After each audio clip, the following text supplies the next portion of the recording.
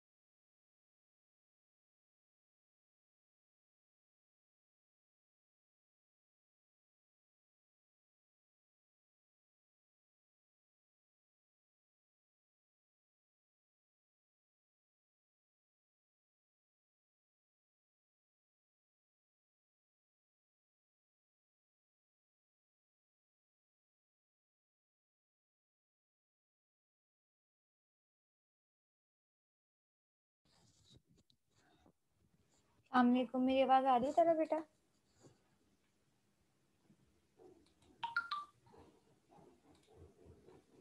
Hello, मेरी आवाज़ आ रही है?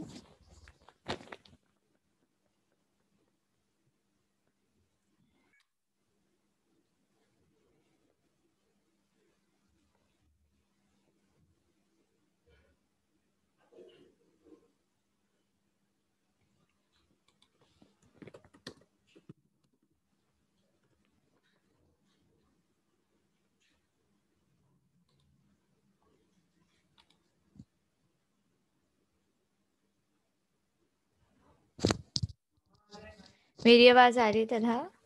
जी मैम, आपकी आवाज़ आ रही है मुझे। ठीक है, सही है। अच्छा, मैं मेरी वॉइस ठीक आ रही है आपको? अब आ रही है, पहले नहीं आ रही थी। अच्छा, मैं इतना बहुत चीख के बोल रहा हूँ, मैंने हैंड फ्री भी नहीं लगाए हुए ना। अच्छा ठीक है, सही है। मैं कंटिन्यू कर रही हूँ, बाकी सब तो पता नहीं कहाँ है। तो मैं लेक्चर स्टार्ट कर रही हूँ, फिर ये रिकॉर्ड हो जाएगा तो मैं पोस्ट कर दूँगी, ठीक है? मैसेज कर देता हूँ मैं उनको। हाँ, आप मैसेज कर दें, लेकिन मैं लेक्चर स्टार्ट कर रही हूँ, ठीक है? क्योंकि बहुत और टाइम वेस्ट हो गया। क्विज नहीं होगा मैम? क्विज कोई? अभी नहीं है, आज नहीं है। ठीक है। अच्छा जी, आज जो हमें टॉपिक पढ़ना है दैट इज़ स्ट्रेन गेज, ठीक है? हम स्ट्रेन गेज देखेंगे कि स्ट्रेन गेज किस तरीके से काम करता है, ठीक है? स्ट्रेन गेज किस तरीके की डिवाइस है? स्ट्रेन गेज ऐसी डिवाइस है जो किसी भी सिस्टम में स्ट्रेन या स्ट्रेस मेजर करने के लिए यूज़ होती है, ठीक है? और आपका ये जो है वो स्ट्रेन गेज या स्ट्रेन गॉज भी कहा जाता है सब कुछ जगह पे इसको। वो 1938 में Edwin E Simmons and Arthur Ruge ने जो है वो इसको बनाया था, इन्वेंट किया था, ठीक है? और ये एक सेंसर जो है वो एक्चुअली कहाँ पे यूज़ होता है? ये बेसिकली ज़्यादातर इन उन एप्लीकेशंस में यूज़ होता है जैसे टनल्स में, डैम्स में, बिल्डिंग्स वगैरह में, ठीक है? तो या न्यूक्लियर प्लांट्स वगैरह में वहाँ पे फ़ोर्स मालूम करने के लिए, अमाउंट ऑफ फ़ोर्स मालूम करने के लिए या स्ट्रेस मालूम करने के लिए यूज़ होता है, ठीक है? कि कितना स्ट्रेस है उस जगह पे, कितना स्ट्रेन है, ठीक है? और हम जो है वो एक्सटर्नली इसको होता क्या है, किस तरीके से काम किस तरीके से होता है कि जब हम एक्सटर्नली कोई फ़ोर्स या प्रेशर अप्लाई करते हैं, ठीक है? तो वो फ़ोर्स या प्रेशर की वजह से जो इसकी इंटरनल रेजिस्टेंस होती है वो चेंज होती है, ठीक है? इसकी इंटरनल रेजिस्टेंस चेंज होती है और इंटरनल रेजिस्टेंस चेंज होने के वजह से जो है वो आपके पास क्या होता है, एक्सटर्नल रेजिस्टेंस चेंज होने की वजह से आपके पास इसके अंदर जो है वो रेजिस्टेंस चेंज होती है और इंटरनल रेजिस्टेंस चेंज होती है, जिसकी वजह से आपके पास आउटपुट डिफरेंट रेजिस्टेंस चेंज होने की वजह से डिफरेंट डिफरेंट रेजिस्टेंस आउटपुट पे आ रही होती हैं, ठीक है? अच्छा, अ, मुझे एक बात बताओ तलहा, हमने ये टॉपिक पहले तो नहीं पढ़ा है ना? हम फर्स्ट टाइम पढ़ रहे हैं ना स्ट्रेन गेज? जी मैम, पहले नहीं पढ़ा है हमने ये। अच्छा सही है, मुझे कुछ कन्फ्यूजन हुई थी कि जिससे मैं पहले पढ़ा चुकी हूँ। अच्छा ठीक है। Whenever an force, external force is applied to an object, it tends to change its shape and size, thereby altering altering its resistance. ठीक है, जब भी हम किसी चीज़ पे कोई फोर्स, किसी भी ऑब्जेक्ट पे कोई एक्सटर्नल फोर्स अप्लाई करते हैं, तो होता क्या है, उसकी वजह से उसका शेप या उसका साइज चेंज होता है, ठीक है? कोई भी ऑब्जेक्ट हो, चाहे वो कुछ ऑब्जेक्ट जो है वो कम फोर्स से अपना साइज और शेप चेंज कर रहे होते हैं, कुछ ऑब्जेक्ट जो है वो ज़्यादा फोर्स से जो है वो अपना साइज और वो चेंज कर रहे होते हैं, शेप चेंज कर रहे होते हैं, ठीक है? जैसे हम अगर तलहा आपकी तरफ शोर हो रहा है, आप अपना म्यूट करें माइक, ठीक है? जैसे अगर हम किसी स्टोन पे या किसी ब्रिक पे, ठीक है, हम किसी पत्थर पे फोर्स अप्लाई करें, तो ज़ाहिर है हमें उसको तोड़ने के लिए या उसकी शेप चेंज करने के लिए, उसका साइज़ चेंज करने के लिए हमें ज़्यादा फोर्स अप्लाई करनी पड़ेगी, ठीक है? इसी के मुकाबले में अगर हम कंपैरेटिवली किसी फ़ोम पे या किसी हल्की चीज़ पे हम वही फ़ोर्स अप्लाई करें, ठीक है? तो हमें ज़्यादा फ़ोर्स नहीं अप्लाई करनी पड़ेगी। ग्लास पे हम फॉर सपोज़ हम वही फ़ोर्स अप्लाई करें और तो हम उसे बआसानी जो है वो क्या कर सकते हैं, उसका शेप या साइज़ चेंज हो सकता है, ठीक है? तो कुछ चीज़ों में हमें ज़्यादा फ़ोर्स अप्लाई करनी पड़ती है, कुछ चीज़ों में कम फ़ोर्स अप्लाई करनी पड़ती है, लेकिन हर चीज़ फ़ोर्स अप्लाई करने पे अपना शेप और साइज़ चेंज ज़रूर करती है, वो डिफ़ॉर्म होती है, ठीक है? Any basic strain gauge consisting of an insulating flexible backing that supports a metallic foil pattern. The gauge is attached to the object under stress using an adhesive. The deformation in the object causes the foil to get distorted, which ultimately changes the electrical resistivity of the foil. Um, this change in resistivity is measured by a Wheatstone which is related to strain by a quantity called gauge factor, ठीक है? होता क्या है कि ये इसके ऊपर अगर हम देखें, ये zigzag पैटर्न में जो इसके ऊपर लाइंस बनी हुई है, ये होता क्या है, ये एक मेटालिक फॉइल पैटर्न बना हुआ होता है, ठीक है? तो इस मेटालिक फाइव पैटर्न पे जब भी जो है वो फोर्स अप्लाई होती है या हम इसको किसी चीज़ के ज़रिए इस पे फोर्स अप्लाई करते हैं, ठीक है? तो ये क्या करती है, इसकी ये डिफ़ॉर्म होती है, ठीक है? इसकी डिफ़ॉर्मेशन की वजह से इसकी रेजिस्टेंस ज़ाहिर है ये बड़ी होती है, ये फ्लेक्सिबल होती है ना, ठीक है? फॉइल जो है वो फ्लेक्सिबल है, तो ज़ाहिर है जैसे रबर बैंड है, ठीक है? उसमें क्या है, वो फ्लेक्सिबल है, इलास्टिसिटी है उसमें। जब आप रबर बैंड पे फ़ोर्स अप्लाई करोगे तो वो क्या होगा, वो एक्सपेंड होगा, ठीक है? वो साइज़ उसका चेंज होगा, वो लंबा हो जाएगा या वो अगर आप उसे कंप्रेस करोगे तो वो छोटा हो जाएगा, ठीक है? तो इसी तरह ये फ़ॉइल भी जो क्या है, ये फ्लेक्सिबल है, तो जब इस पे फ़ोर्स अप्लाई होती है, तो क्या होता है, ये स्ट्रेच या कंप्रेस हो जाता है, ठीक है? जब ये स्ट्रेच होता है तो ज़ाहिर है स्ट्रेच होने की वजह से इस पे क्या होगी, इसकी रेजिस्टेंस चेंज होगी, ठीक है? किसी भी चीज़ को डिस्टर्ब करें, आप उसको खींचें या उसको डिफ़ॉर्म करें, तो उसकी क्या चेंज होती है, उसकी इंटरनल रेजिस्टेंस चेंज होती है, ठीक है? और इस रेजिस्टिविटी, चेंज इन रेजिस्टिविटी को किस तरीके से मेजर किया जाता है, हम व्हीटस्टोन ब्रिज के थ्रू इसे मेजर करते हैं और इसको क्या कहा जाता है, गॉज फैक्टर कहा जाता है, ठीक है? how does a strain gauge work? A strain gauge depends on the electrical resistivity of any conductor. Sorry. Of any conductor, the resistance in any conducting device is dependent on its length as well as the cross section area. ठीक है. अच्छा, strain इसकी जो resistivity होती है, ठीक है, किसी भी चीज़ की जो रेजिस्टिविटी होती है वो उसके साइज पे, ठीक है, और कोई भी कंडक्टर है जो ज़ाहिर है कोई कंडक्टर होगा उसी की रेजिस्टिविटी होगी, ठीक है, कोई भी कंडक्टर है उसकी रेजिस्टिविटी जो होगी वो किस पे डिपेंडेंट होगी, वो उसकी दो चीज़ों पे डिपेंडेंट होगी। एक वो डिपेंडेंट होगी उसके साइज पे, उसके लेंथ पे, ठीक है, कि वो कितना लंबा है, ठीक है, और दूसरी वो डिपेंडेंट होगी उसके क्रॉस सेक्शन एरिया पे, ठीक है, क्योंकि उसका क्रॉस सेक्शन एरिया क्या है, ठीक है। Suppose L1 is the original length of wire and L2 is the new length after an external force is applied. The strain is given by the formula, ठीक है। L1 जो है वो एक इनिशियल लेंथ है, सही है। L1 आपके कौन सी लेंथ है, जो उसकी जो है वो इनिशियल लेंथ है किसी भी ऑब्जेक्ट की, सही है। और L2 क्या है कि उसकी डी डी डिफॉर्म लेंथ है, ठीक है, जो फोर्स अप्लाई होने के बाद उसकी लेंथ चेंज हुई वो लेंथ है, ठीक है। तो उसके उसके बाद हम L1 और L2 को अगर हम मेजर करने से है तो हम इसके गेन जो आपका गॉस फैक्टर है वो मेजर कर सकते हैं। उसको हम किससे रिप्रेजेंट करते हैं, एप्सिलॉन से, ठीक है। 2 मिनट वेट करिएगा, मैं आती हूँ।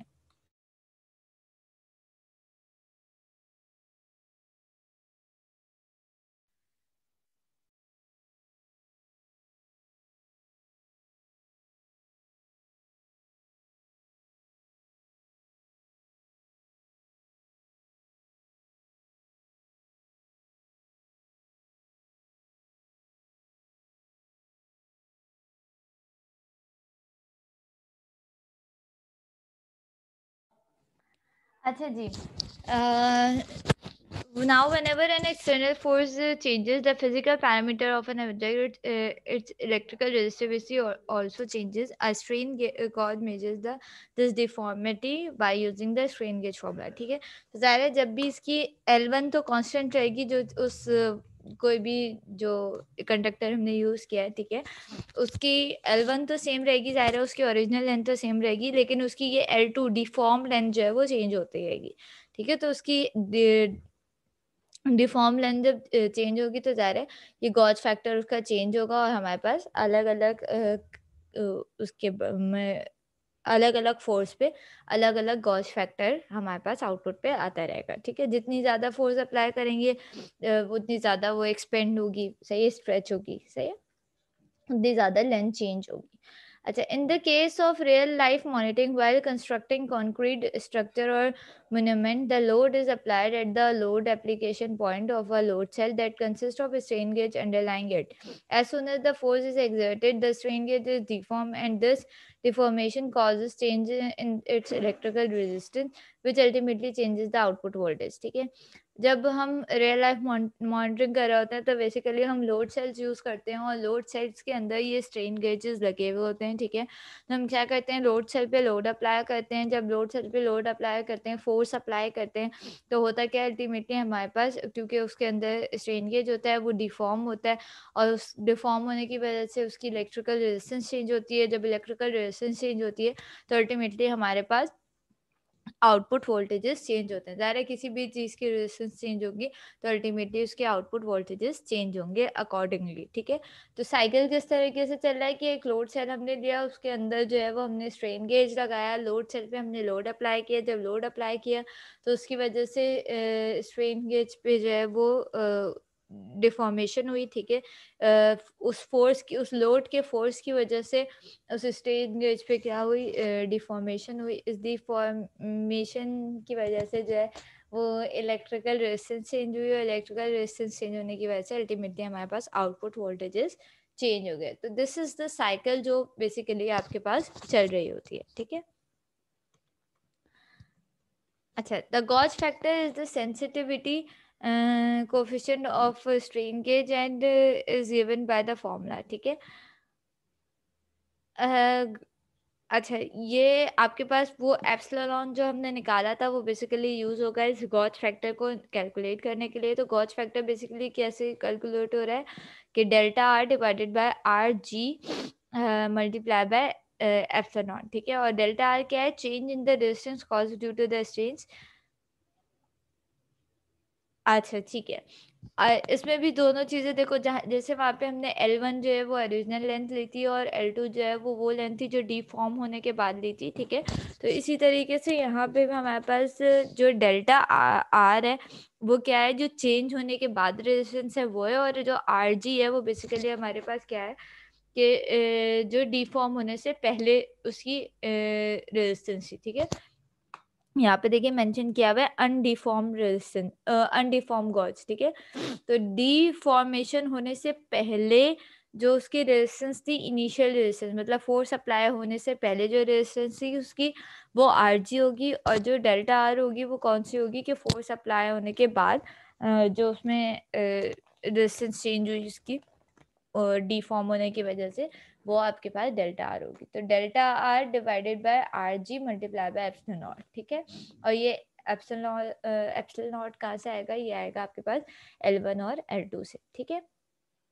अच्छा, जब the gauge factor for common metallic foil is usually a little over 2, the output voltage of which is given by the formula. अच्छा, ठीक है। मोस्टली जो मेटालिक फॉल्स होते हैं उनका जो गॉज फैक्टर होता है वो 2 से बड़ा होता है, ठीक है, या नियर टू 2 होता है, सही है। और जो हम व्हीटस्टोन ब्रिज के थ्रू हम वो मालूम कर रहे होते हैं, आउटपुट वोल्टेजेस मालूम कर रहे होते हैं, वो किस तरीके से मालूम करते हैं, आगे इसके मैंने इमेज लगाई हुई है, ये भी हम देखते हैं। ब्लर हो रही है काफ़ी, कहाँ गई इमेज? अच्छा, ये रही। अच्छा जी, अलग अलग मटेरियल के अलग अलग यहाँ पे आपके पास वो दिए हैं गॉज फैक्टर, ठीक है। जो मेटल फॉइल स्ट्रेन गेज होता है उसकी रेंज होती है 2 to 5, जो थिन फिल्म होता है उसकी होती है 2, ठीक है।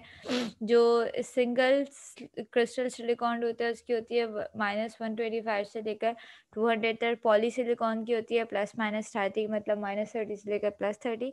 और जो आपकी पी टाइप जर्मेनियम की होती है वो 102 होती है। थिक फिल्म रेजिस्टर्स की होती है 100, ठीक है। तो ये अलग अलग मटेरियल्स के गॉज फैक्टर्स आपको बताए हुए हैं कि ये आपके पास पॉसिबिलिटी हो सकती है, इस रेंजेस में आ सकते हैं, ठीक है। What is the working principle of strain gauge? ठीक है, a strain gauge works on the principle of electrical conductor and depend on the conducting conductor geometry.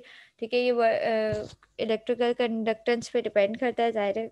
Conductance conduct कर रहा होगा तभी उसमें रेजिस्टिविटी होगी और जब उसमें से वोल्टेजेस पास होंगे, ठीक है। और ये उसकी कंडक्टर की ज्योमेट्री पे डिपेंड करता है। ज्योमेट्री मतलब, ज्योमेट्री किन चीज़ों का नाम है? ज्योमेट्री हम कहते हैं किसी भी चीज़ के साइज, लेंथ या इस पे कोई फ़र्क पड़ रहा हो, उसके शेप पे कोई फ़र्क, मतलब उसके जो स्ट्रक्चर पे कोई फ़र्क पड़ रहा हो तो हम ये कहते हैं कि उसकी ज्योमेट्री पे डिपेंडेंट है। तो ज़ाहिर है ये कंडक्टर की ज्योमेट्री पे डिपेंडेंट है, उसका साइज़ चेंज होगा तभी उसकी रेजिस्टेंस चेंज होगी, ठीक है। Whenever a conductor is stretch with in a limit of its elasticity, it does not break but gets narrower और लॉन्गर, ठीक है। जब हम किसी भी कंडक्टर को स्ट्रेच करते हैं, खींचते हैं, ठीक है, तो वो हमेशा एक लिमिट तक, सही है, उसकी इलास्टिसिटी की लिमिट तक। एक रबर बैंड है, उसको भी आप, उसकी एक लिमिट होती है ना इलास्टिसिटी की, एक उसे हद तक खींच सकते हो, उससे ज़्यादा आप फोर्स अप्लाई करते हो तो वो टूट जाता है, ठीक है। तो हम उसकी इलास्टिसिटी की लिमिट तक उसको स्ट्रेच कर सकते हैं, और उसको स्ट्रेच करने की वजह से वो क्या होता है, वो ब्रेक नहीं होता। अगर हम उसकी इलास्टिसिटी के अंदर अंदर उसको जो है वो स्ट्रेच करो तो वो ब्रेक नहीं होता, लेकिन उस वो क्या हो जाता है, वो खिंच जाता है, मतलब उस लॉन्ग हो जाता है या नैरो हो जाता है, ठीक है। Similarly when it's compressed it's get shorter और broader, ultimately changes its resistance, ठीक है। और जब हम किसी भी चीज़ को कंप्रेस करते हैं तो वो क्या होती है, वो मतलब वो हो जाती है, शॉर्टर हो जाती है और ब्रॉडर हो जाती है। इसकी एग्जांपल, बहुत अच्छी एग्जांपल हम फोम से ले सकते हैं, ठीक है। फोम क्या होता है? Foam is not a conductor, लेकिन मैं एज ए एग्जांपल उसको यूज कर रही हूँ, ठीक है। कि फोम को क्या होता है, फोम को हम जब खींचते हैं तो उस पे क्या फ़र्क पड़ता है, फ़ोम को खींचने की वजह से उस पे ये फ़र्क पड़ता है कि जब हम फ़ोम को खींचते हैं तो वो पतला हो जाता है, ठीक है? और वो लंबा हो जाता है, ठीक है? मतलब वो नैरो हो जाता है और वो लॉन्ग हो जाता है जब हम उसको स्ट्रेच करते हैं, ठीक है?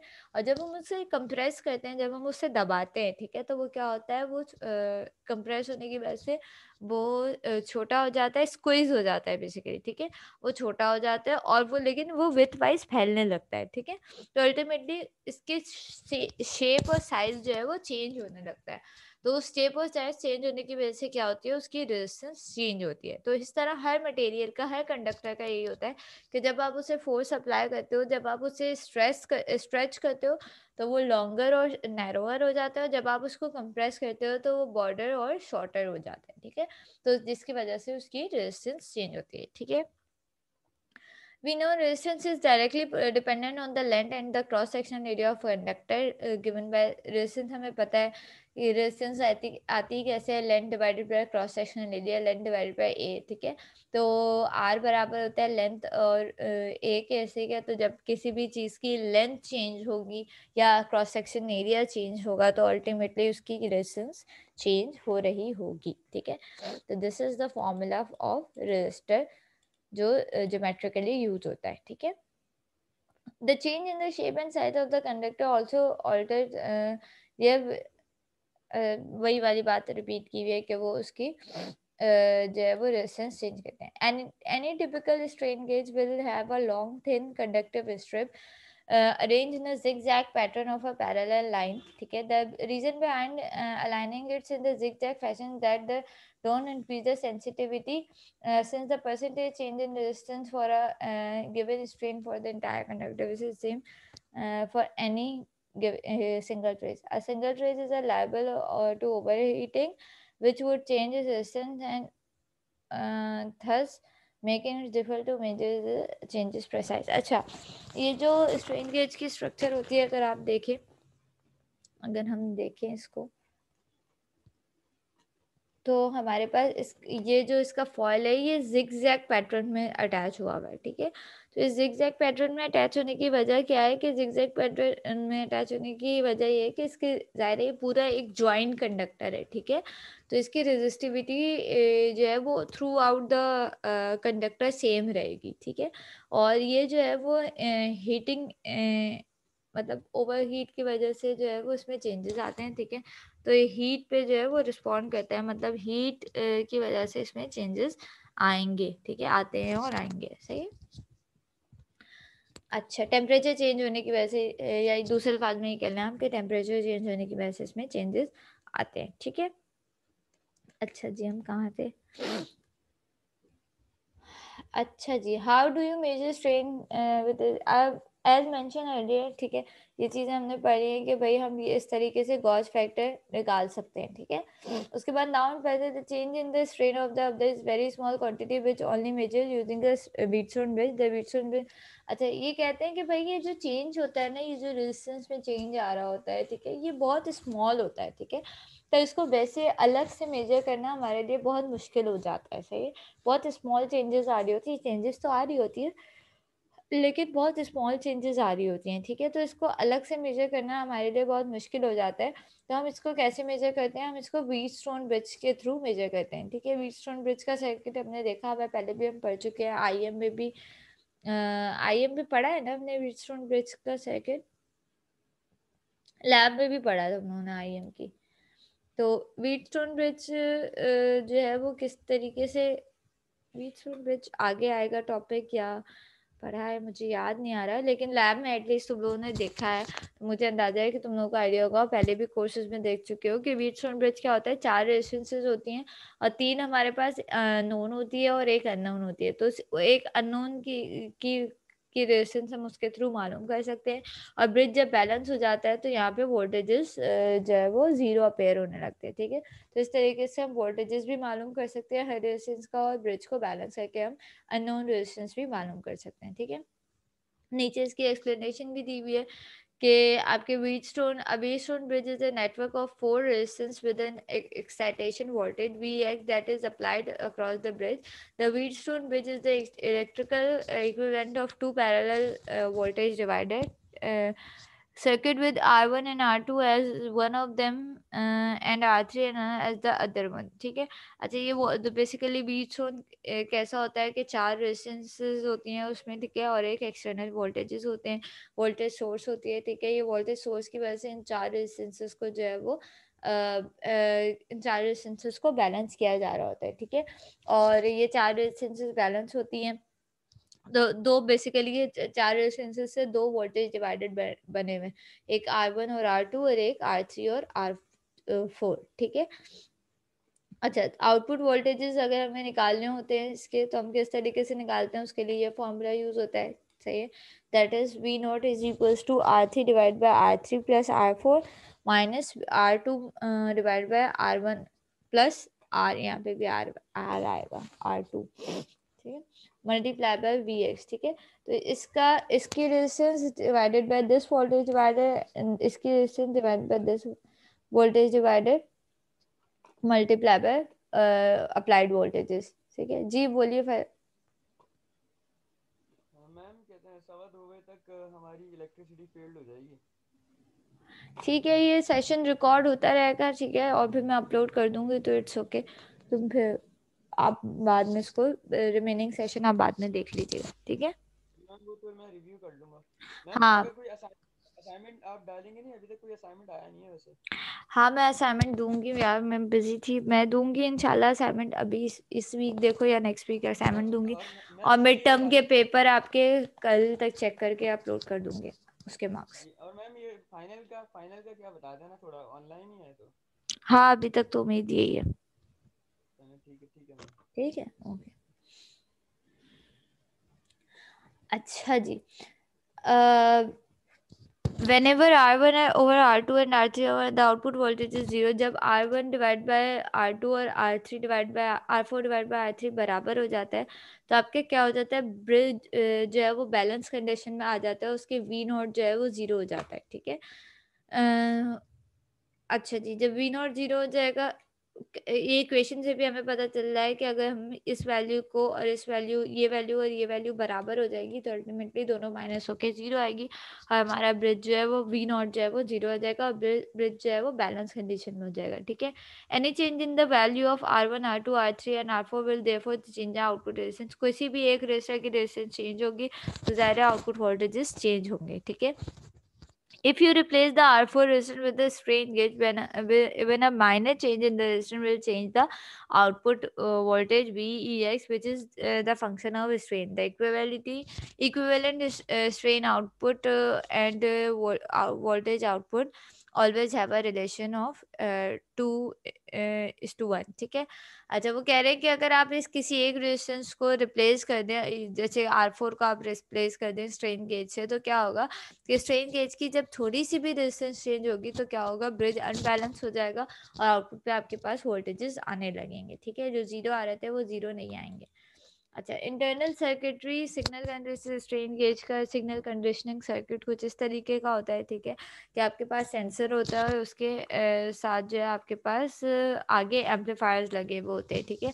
क्योंकि ये वोल्टेजेस बहुत ज़्यादा मिनिमम होते हैं, बहुत लो वोल्टेजेस होते हैं, तो इसको हम एम्पलीफाई कर रहे होते हैं, और इसके लिए हमने आगे ये एम्पलीफायर्स का सर्किट लगाया हुआ है, ठीक है. अच्छा जी.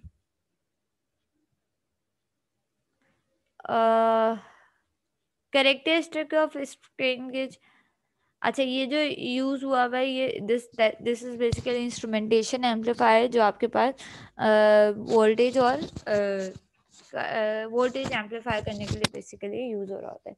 तो हमारे पास क्योंकि ज़्यादा हमें इतने वोल्टेजेस सही होते कि हम जो है वो उसको मेजर कर पाए, आगे उसको सप्लाई कर पाए, तो ये तो जो है वो अल्टीमेटली हमें एम्पलीफायर लगाने पड़ते हैं, क्योंकि जो उसके साथ आपके पास स्ट्रेन गेज के थ्रू जो व्हीट स्टोन के थ्रू डायरेक्ट आपके पास वोल्टेजेस मेजर हो रहे होते हैं, वो बहुत ही कम वोल्टेजेस होते हैं, तो उसको बढ़ाने के लिए हम इसमें इंस्ट्रूमेंटेशन एम्पलीफायर यूज़ करते हैं. ये जो सर्किट है बेसिकली जिसके आगे लगा हुआ है, ये पूरा सर्किट देखो यहाँ पे सिंप्लीफाई करके भी ड्रॉ किया हुआ है. This is basically circuit of instrumentation amplifier, ठीक है.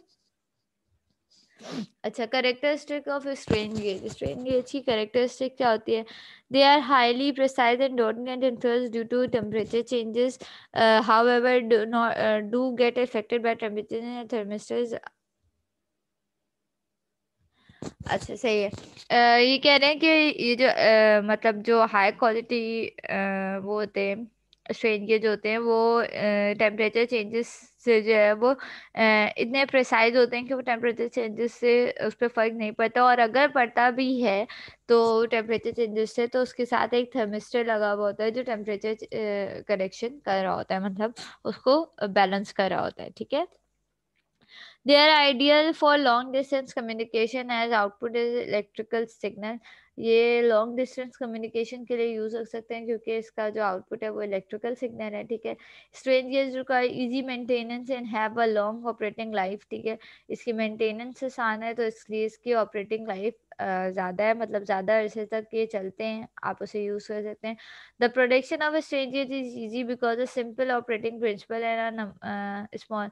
इसकी प्रोडक्शन आसान है, इसको बनाना आसान है क्योंकि इसमें जो है वो आपके पास नंबर ऑफ कंपोनेंट्स कम यूज हो रहे हैं। The strain gauge are suitable for long term installation. ये ज़्यादा लंबे अरसे तक आप इसको यूज़ कर सकते हो, और जो है वो अ, इसकी प्रिकॉशंस को अगर आप यूज़ करते रहो, मतलब इसके मेंटेनेंस वगैरह करते रहो, तो आप ज़्यादा लंबे अरसे तक इसको यूज़ करते हो। All the strain gauges produced by Encardiorite are hermetically sealed and made up of stainless steel ther waterproof. स्टीन ये सील्ड होते हैं, ठीक है, और ये वाटर प्रूफ्ड होते हैं, सही है। स्टेनलेस स्टील के बने हुए होते हैं और ये वाटर प्रूफ्ड होते हैं, सही है। मतलब पानी वगैरह से अगर जैसे, क्योंकि इंडस्ट्रीज वगैरह में जो प्लांट्स होते हैं वो आपके पास आउटडोर लगे हुए होते हैं, वो बंद जगह पे नहीं होते, तो उसमें पानी वगैरह जाने का जो है वो इम्कान होता है, तो उससे इसको कोई, ये वाटर प्रूफ होते हैं, इसको कोई उससे मसले मसाए नहीं होते, ठीक है। They are fully capsulated for protection against handling and installation damage, सही है। इसके लिए आपको जो है वो प्रॉपर प्रोटेक्शन यूज़ करनी पड़ती है इसकी हैंडलिंग वगैरह के लिए और इंस्टॉलेशन डैमेज से बचने के लिए। The remote digital read out of remotely भी कंट्रोल कर सकते हैं आप इसको, फिर इसका जो क्या कहते हैं आउटपुट है या जो इसकी HMI है वो आप रिमोटली कंट्रोल कर सको, इसको रिमोटली चेंज कर सको, ठीक है।